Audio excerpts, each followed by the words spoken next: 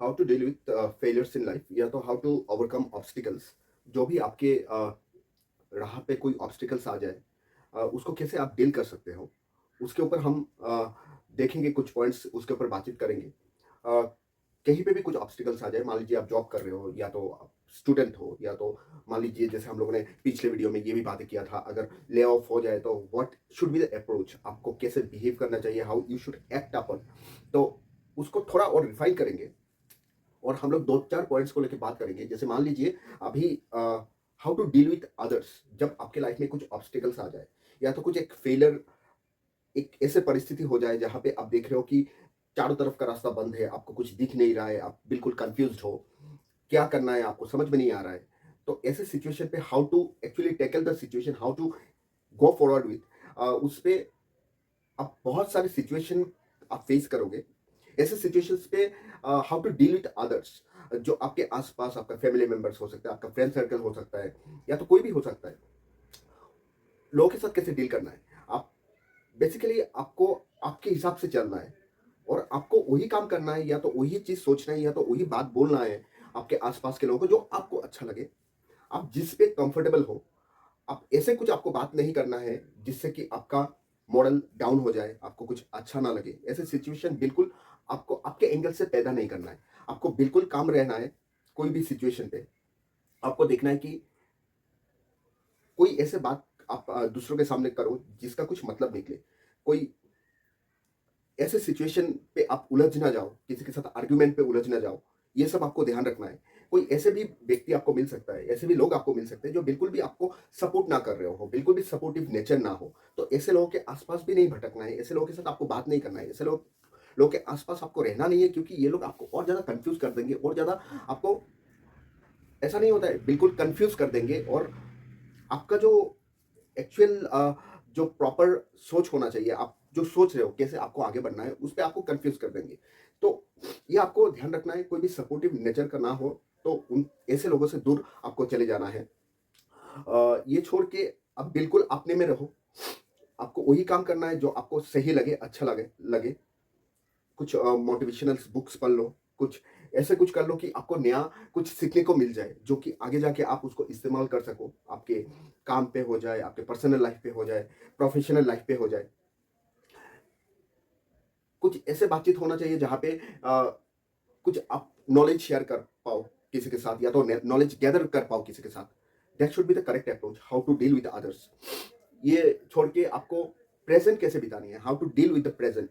Present पे आपको एक स्ट्रक्चर्ड मैनर पे आपको चलना है। ये जो स्ट्रक्चर्ड मैनर है, ये बेसिकली आप ये ध्यान रखो कि आप कैसे क्या लोगों के साथ और ज़्यादा मिल सकते हो। आपका नेटवर्किंग जो भी है उसको और ज़्यादा आप इम्प्रोवाइज कर पाओ, आप उसको एक्चुअली मल्टीप्लाई कर पाओ आपके नेटवर्किंग को।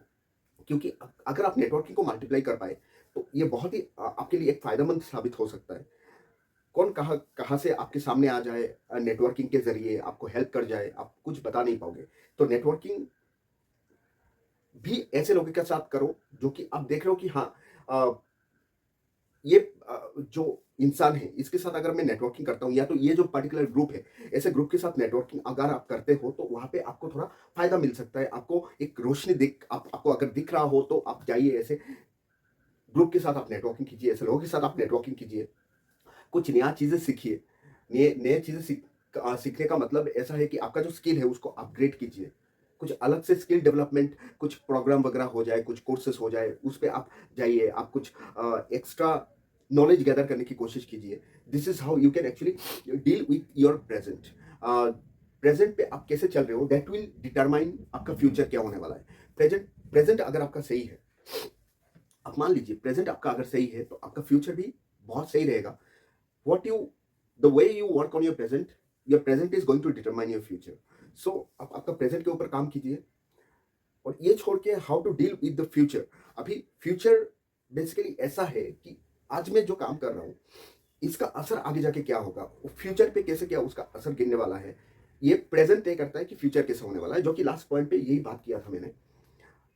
फ्यूचर को कैसे डील करना है, उसके लिए आपका एक स्ट्रक्चर्ड प्रेजेंट होना चाहिए। एक स्ट्रक्चर्ड प्रेजेंट का मतलब ऐसा है, आपका जो रूटीन है, डेली रूटीन है, ये बिल्कुल बहुत सही होना चाहिए और ऐसे सही होना चाहिए कि आपको मालूम होना चाहिए कि डेली बेसिस पे आप क्या करने वाले हो, आप क्या कर रहे हो, किस टाइम पे क्या कर रहे हो, आपका जो नींद का टाइम है, वो कितने बजे आप सोने जा रहे हो, आप कितने बजे आप नींद से उठने वाले हो सुबह, आप नींद से उठने के बाद आप क्या काम करने वाले हो, आपका डेली रूटीन कैसे होने वाला है, आपका एक टू डू लिस्ट होना चाहिए कि इसके बाद कौन सा एक्टिविटीज किसके बाद आप करने वाले हो।